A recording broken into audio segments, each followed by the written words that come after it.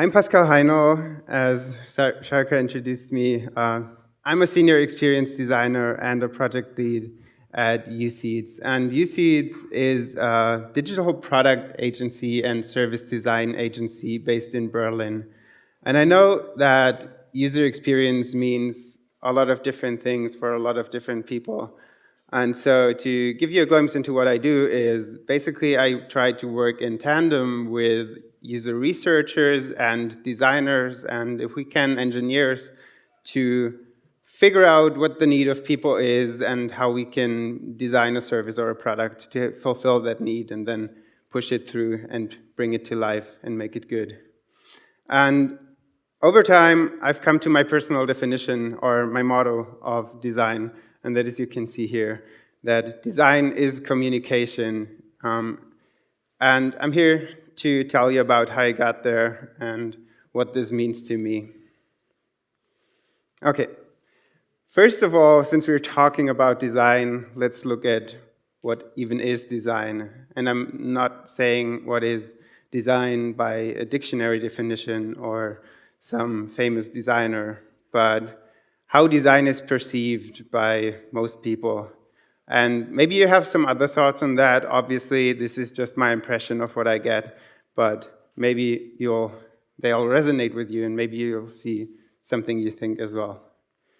So to start with a look on what is design, I want to take a look at from the outside. And what I mean by from the outside is that the way people that are not working inside the industry, so not designers and not people directly working with designers, mostly people who don't really have anything to do with design at all.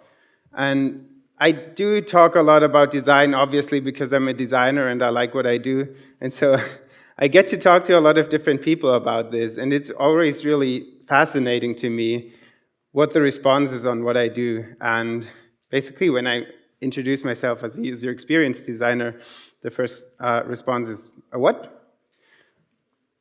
Okay. So from the way people look at it, design is pretty. Design is the craft of making something look beautiful. Usually it's perceived as you've built something, someone else maybe developed a great product, and now it's the designer just putting the finishing touches on it and making it desirable in a visual sense. But there's more. Design is super weird, and look at this. I don't even exactly know what this is. It might be some kind of couch. Let's say it's a couch for now.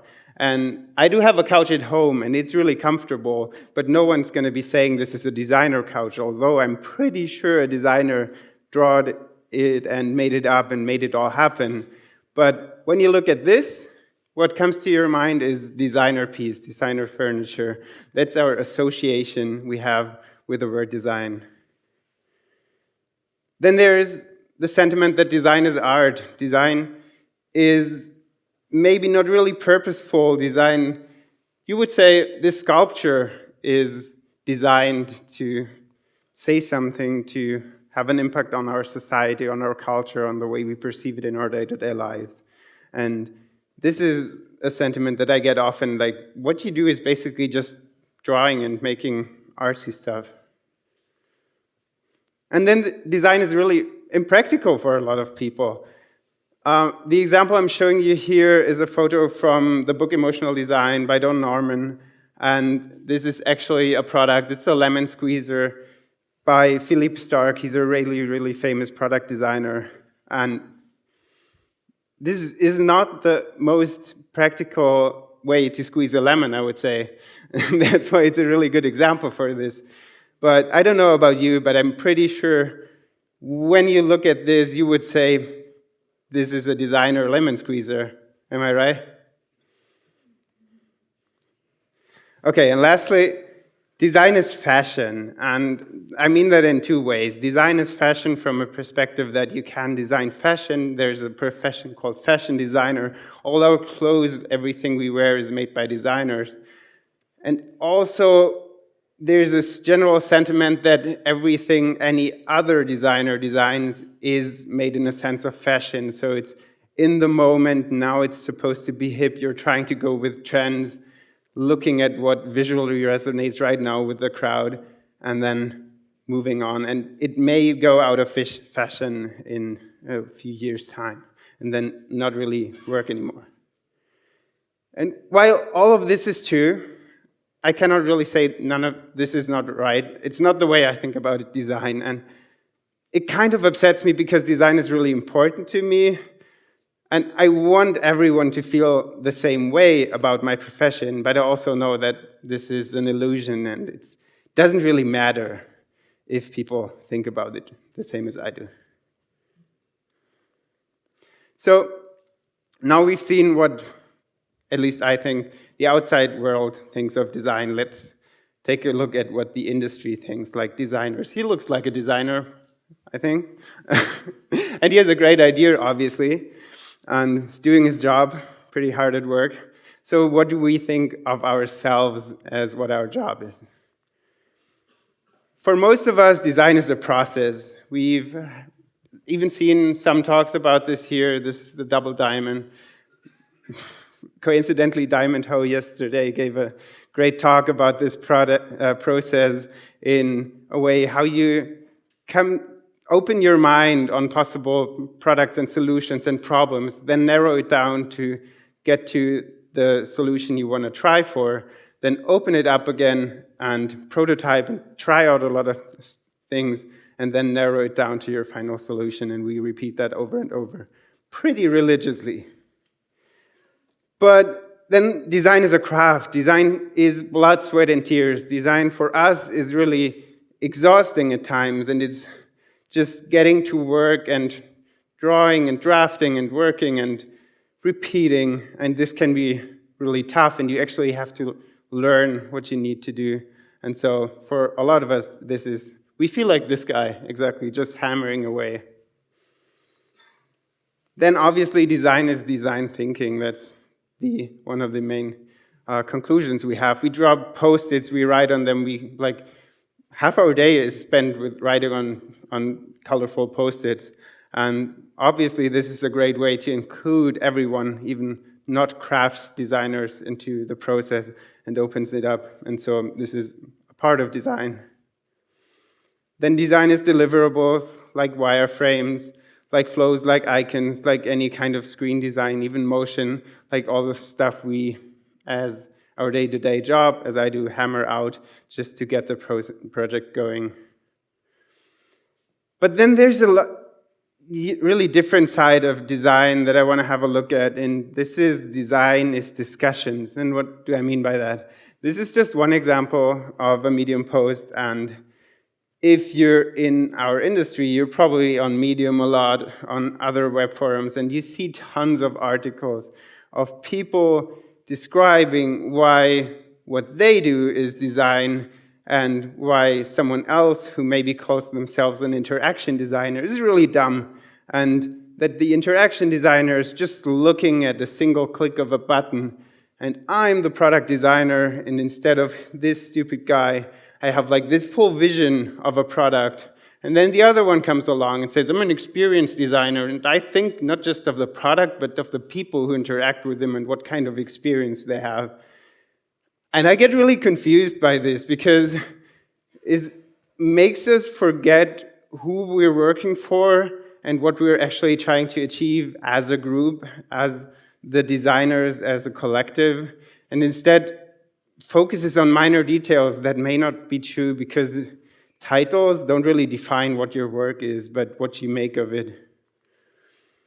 And with all this discussion, what I see so much and bothers me a lot is people coming to this conclusion after interaction design and UX design and product design and everything, the definitions are just stupid. They say, wait a second, we should just be called designers because design is our craft and that is what we do. And what they're basically saying by this is design is digital. There's no other form of design because our craft is the ultimate one. And this is really ignorant. Okay. But why am I talking about this? Why does this matter? It does because it creates a sort of cognitive dissonance, like a tension inside ourselves, but also inside ourselves and the industry and the society around it. So we end up discussing with each other and designing for designers to show other designers how good I am at my job and how fancy an animation I can design, while forgetting that we're actually there to work as a collective to communicate an understanding of what our real job is and to communicate that to stakeholders who may not know what our job is in the way we perceive it, who think of us just as I showed you the view from the outside. So maybe the important stakeholder thinks you're just there to make things pretty. And because you're not communicating in their way, in their language, in the way you show them you're relevant, you may not be getting the great project, the changing the world project that you mean you should have and that you mean you deserve and that you think would push your company even further.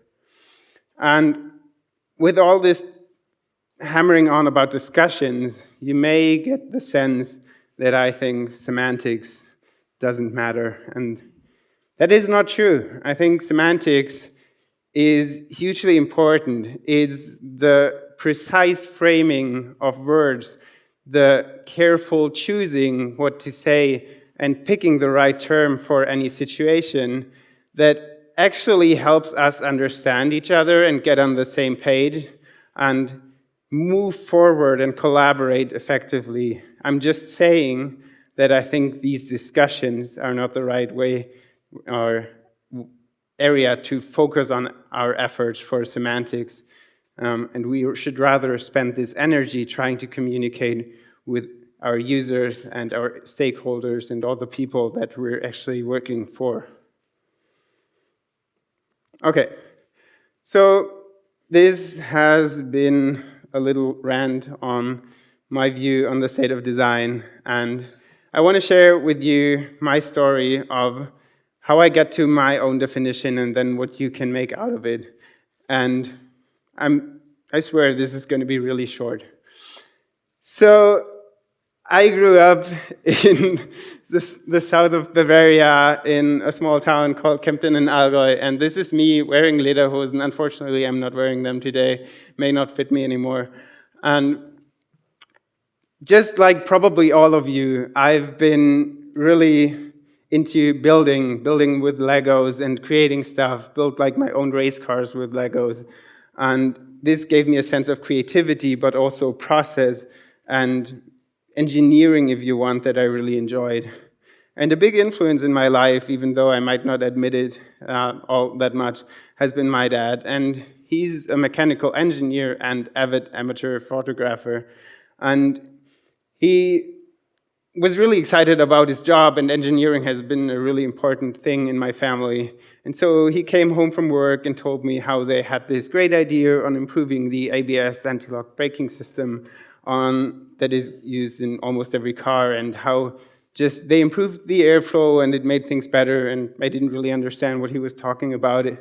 And he always took me to the factory, and I really liked the engineering part and the logics behind it, but I wasn't really excited for the products or the things they build. And when I grew older, I became really interested in art. And this is some of the stuff that I drew. And art still is really important to me. Making art is awesome, but it's also so hard. So I struggle a lot. It's a fight for me to get anything like these pictures finished. And so when the time came to figure out what I wanted to become after school and what I wanted to study, it was really tough for me because I always had this thing for design. I knew design was great. It made things look beautiful and cool and made things fun.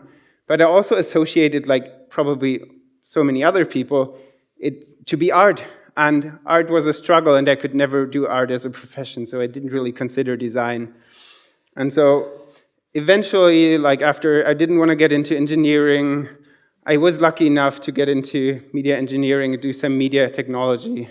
And there I got introduced to my first job at a usability engineering center, and then got to know about what it means to design for and with people. And I still didn't really understand what design was, but I knew I liked this and I wanted to go forward with it. And so eventually I became a UX designer, still figuring out what this even means and how to do it properly. Okay, then the years pass, and I was lucky enough, I would say, to work on a ton of different fields and different areas in my career. So I was able to work on, obviously, building apps and websites, then like more story, communication-focused marketing pages, but also things like design systems, from like thinking them from the ground up, working on AR applications, working on service designs, mobility platforms, business and org design. And every time I got into one of the new projects, one of the new areas, I never knew what to do. I hadn't done this before. Another good example there is illustrations, which is something completely different. And every time I was really stalled and didn't know how to proceed. But then as the years went by, I kind of learned for myself that it doesn't matter, that you get a feel for what design is, and then you can basically design everything. And the conclusion I got from this is eventually my motto, that design is communication. And by that I mean that as a designer, or you can take that for any one of your professions, is the basic thing you need to know is one core skill. On top of that, there's a specific domain you're working in. This can be illustration, this can be service design, etc. But it's just the specific techniques of working in that domain that come on top of this core skill that you need to know, and this core skill is communication. And I don't even mean like these are similar, I mean design equals communication. And for me that means there's a set of rules and dynamics and techniques of how communication works in general, and this directly applies to design. So you can basically say design equals communication. And I will get into that. So, but why communication? Communication basically is defined as a process in which information is exchanged between individuals through a common system of symbols, signs, and behavior. And the important parts in there are information, and it doesn't say language. Information can be any kind of information. And then the other important parts are a system of symbols, signs, and behavior. So again, it doesn't necessarily say language. Even our language is just a system of symbols and signs that we invented to communicate speech. Okay, so communication has been the backbone to our society, if you will, and to why humanity was able to become the dominant species we are, and how we were able to rise above all the other species. And I just want to show you a glimpse of a few ways of communication and how that played into the story as a background. Okay, maybe the first type of written communication is cave paintings.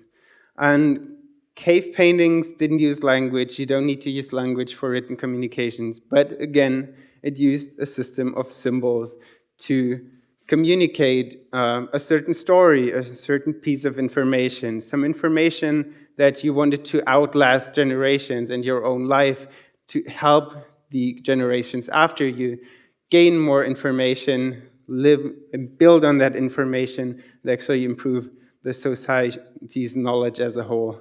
And this helped us then in further development. Obviously, passing on knowledge is the basis of how we learn. Then there's speech and directly vocal communication. And this allowed us to grow groups and collaborate with people. And this is what basically separated us from chimpanzees and other animals, because they can only form groups of up to 25, 30 individuals. and they need to be really close groups because they need to know each other very well, because in order to collaborate in a group, I need to be able to trust anyone and every member of the group. And so in order to do that, chimpanzees need to spend time with each individual to form a bond and a relationship and know what their status is. And then we came along and invented gossip. And that just means talking about another person that's not present.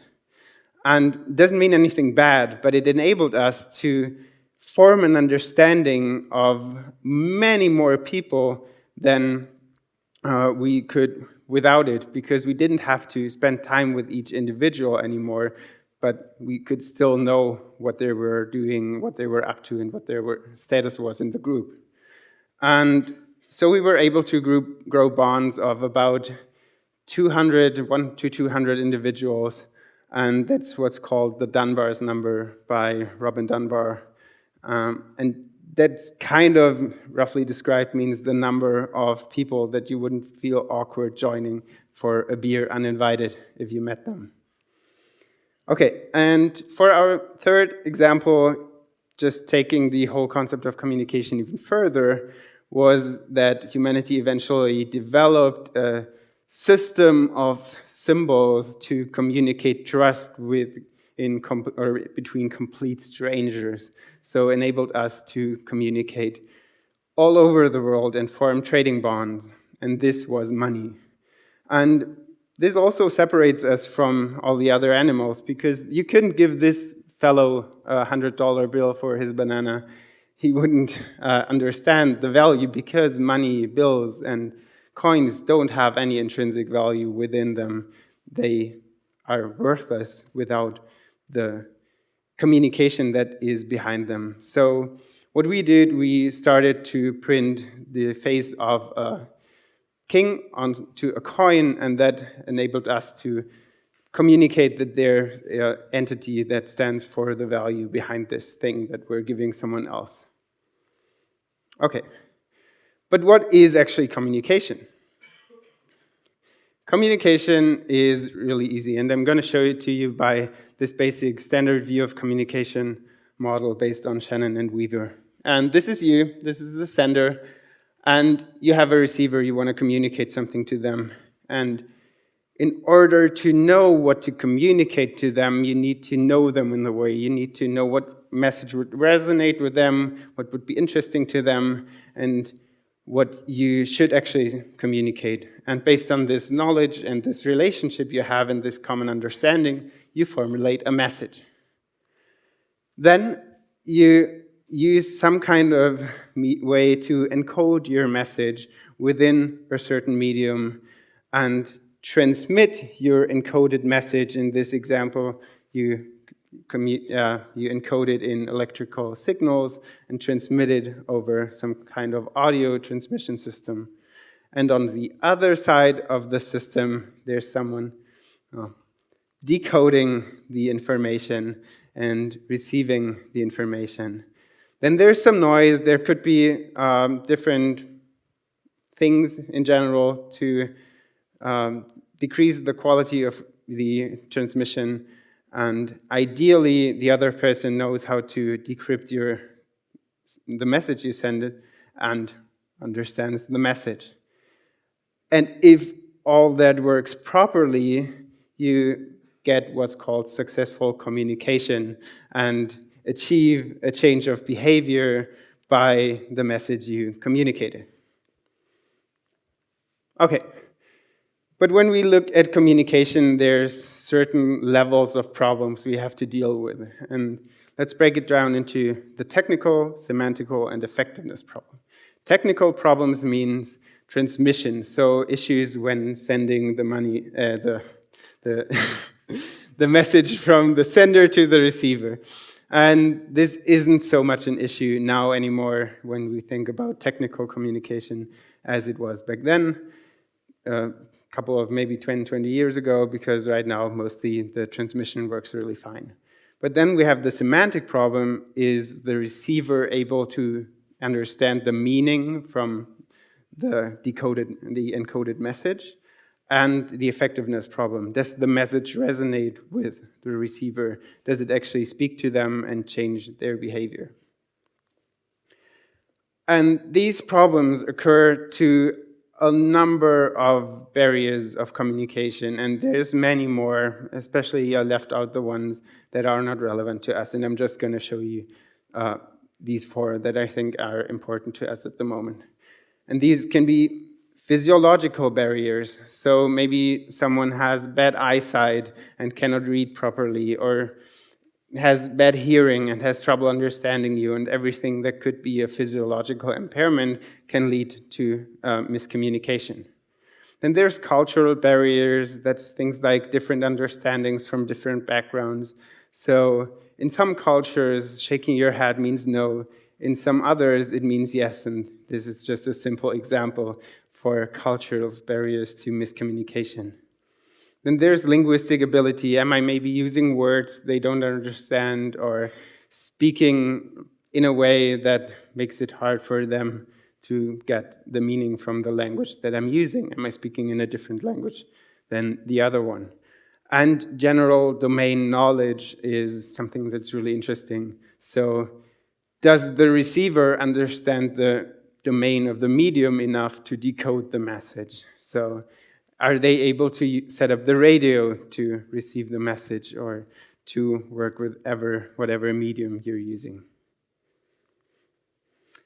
And there's a nice quote I like from Tony Robbins, and it says, to effectively communicate, we must realize that we are all different in the way we perceive the world, and use this understanding as a guide to our communication with others. And I think all of you working in the tech industry have heard this in your job a lot, and I think this gives us a nice bridge to communication. So we need to know that we are all different and understand how we're different in order to communicate properly. Okay, so what does all this mean for design? How do we communicate through design? And I've brought a few examples. So let's look at the model of communication again. There we have someone who's a shoe designer, and he has a certain audience in mind that he wants to communicate for. There's a certain medium that may be shoes, and he wants to send a message to this receiver. And so he tries to figure out what kind of message resonates with the receiver, and codes through his work, coming up with this shoe, and the receiver has the special domain knowledge to understand what this shoe means, and hopefully it resonates with them. They get the message, they buy the shoe, and they're off dancing. To add another domain that may be more close to what all of us are doing, maybe the medium is digital communication, is apps, is smartphones. And so we're the designer or developer over here, and we have a certain audience over there. So again, we need to form a relationship with them, know what they like, encode this through design and coding, which is actually really nice, and build this into an app, send it to them, and hopefully they have the domain knowledge and necessary means of understanding what we try to say to them, and they can figure out how to work with it and get our message, and are super happy. And I just showed 2 examples of the system, but I hope you can see that this basically works for everything you can design in any way. Okay, and now there's 3 important things to keep in mind when thinking about what you want to communicate through design, and I'm going to get into them. One is affordances. Affordances basically means what a specific user or person can understand, how they can interact or use a certain product. So if I see that, do I know how to use it? And so these communication of affordances also is really individual based on the receiver and the knowledge of the receiver. So think about the affordances. Second, values. So what is the image this thing translates? And while affordances means what the product communicates, how you can use it, values are what the user wants to communicate through to the world by using that. What do they try to express? How do they want to perceive? Or what kind of things do they really want for themselves in a product they use? So it should be really cool, maybe. It should be hip, should be cheap if that's important to you. So what is the image this thing you're getting translates? And lastly, content. So maybe there's even another layer. Maybe the product's not the only thing. There's some information as well that the product just tries to tell you. So these three things are the things to keep in mind when considering communication through a product. And on top of all of this is a hierarchy, because not all of them have to be in a product. So you need to figure out which of these do you want to communicate and which are the most important. So look at some examples. And I'm just breaking them down on my perception. You can have a different one. Let's look at this chair. So I'm looking at it, and it basically tells me it's a chair. I can sit on it. That's an affordance. It looks kind of light, so I think I can pick it up and move it around. That's an affordance. I can probably leave it outside because it looks like plastic, and it will not be destroyed in the rain. And it has these weird corners on its legs, and to me, at least, that communicates I can probably buy another one and stack them on top of each other. So here the affordances are at the top level. Then there's some values. It, for me, at least, looks kind of cheap, which could be good since I'm on a budget and maybe want to get a chair, but it doesn't really communicate luxury, and there's no content in it. Let's look at another example. Does any one of you know what this is? This is a shoe.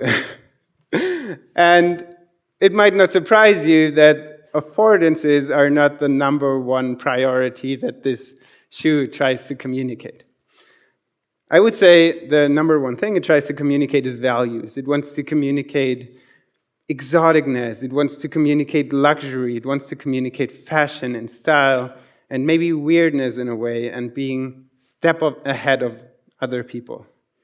And then way below, maybe there's affordances. If you really look closely, you can see the foot going in there, the heel over here, and it's actually possible to walk in this. I just think it's probably really complicated. Again, no content. A completely different example, but still a product that's design. That's a magazine. And this tries to obviously communicate that you can use it as a magazine, but its number one priority is to give you content, to deliver a specific set of information to you, and to present this information to you in a way that may be interesting, directing your attention.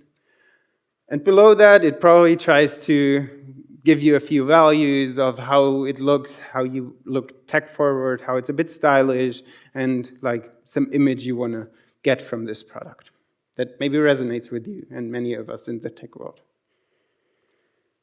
Completely different product, still a form of design. This is an internal product. It's a journey, a user journey, so it helps us understand how people might use a service and interact with the service.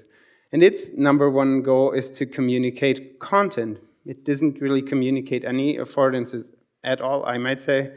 And it does try to communicate a bit of an image. It tries to look well thought through. It tries to, by the way it is set up, we want to make sure that we communicate that we were really thorough and really careful in how we designed that and how we went through the information so that you can, as a user, believe you can trust the information you're getting.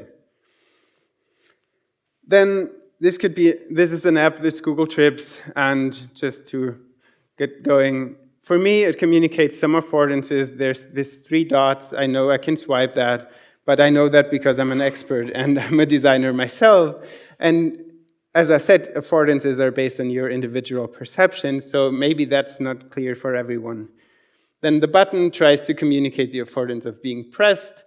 The imagery tries to communicate values of being really light and modern and easy, and then there's some basic content. And lastly, this is not a specific example, it's just an example of a general Facebook redesign by some designer, and there's tons of redesigns of Facebook, of YouTube, of whatever. And it's kind of pretty, it looks really nice, but I hope I was able to show you that pretty is not what we're going for in design. And the reason why this is not what Facebook looks like today, even though it looks a lot prettier for me, is because he may not be having the same relationship to the actual user as the designers at Facebook do, so he doesn't really know what the right message is to communicate to this really broad audience, and that's why it looks a lot different.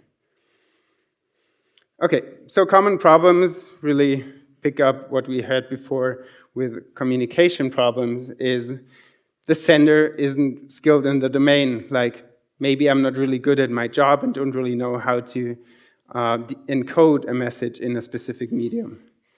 Then it could be that the receiver doesn't really have the same knowledge necessary to decode the message inside the medium, or the message I send is just wrong and doesn't really resonate with the audience. So we want to not fall into these problems. And a point I'm getting at there is consider computer skills. Like, computer skills are one of the number one forms of domain knowledge that we all have to think about in our day-to-day jobs. And this is a recent study of really wealthy countries and the level of computer skills. And what I want to get at is every one of us is in that top 5%, maybe even like the top of the top 5%.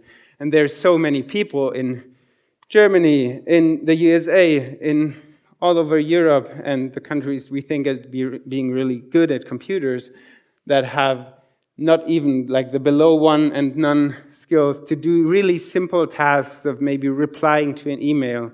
So, and this is half to 2/3 of the people that are really bad at interacting with computers, and we have to consider them and their needs and their domain knowledge to really design products that communicate the right message. Otherwise, we might end up with a situation like this. So we're the designer or developer, and we didn't really understand the receiver, the user we're trying to design for, so our message is already flawed, and we didn't really go for the right input we were communicating. Then we're in a hurry and trying to rush things and don't really like the project, and that's why we're making a lot of mistakes in coding.